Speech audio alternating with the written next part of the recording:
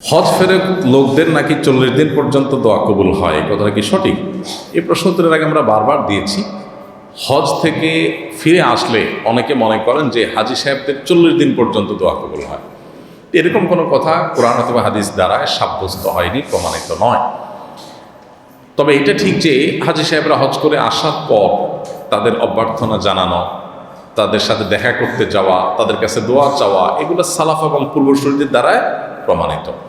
স্বয়ং নবী করিম সাল্লাল্লাহু আলাইহি সাল্লাম যখন হজ করে ফিরে এসেছেন, তখন কিছু সাহাবী তাকে অভ্যর্থনা জানাতে এগিয়ে গিয়েছেন, তার সাথে সাক্ষাৎ করেছেন, তাকে ইস্তেকবাল করেছেন, অভ্যর্থনা জানিয়েছেন, ওয়েলকাম করেছেন। নবী সাল্লাল্লাহু আলাইহি সাল্লাম সেটাকে ডিনাই করেন নাই। এখান থেকে বোঝা যায় যে হজ করে আসা মানুষ নিষ্পাপত্য অর্জন করে হজ্জে মাবরুর করে এসেছেন, এই সুধারণা বশত তার সাথে দেখা করতে যাওয়া, একজন নেকামলকারী মানুষ এসেছেন, নেকামল করে এসেছেন, অনেক নেকামল করে আসার সুযোগ হয়েছে, সেই মানুষের সাথে সাক্ষাৎ করা, তার কাছে দোয়া নেওয়া এবং ইস্তেকবাল করা, এগুলো আমাদের সালাফ এবং পূর্বসূরি বনাম স্বয়ং নবী করিম সাল্লাল্লাহু আলাইহি ওয়াসাল্লামের আমল দ্বারা প্রমাণিত।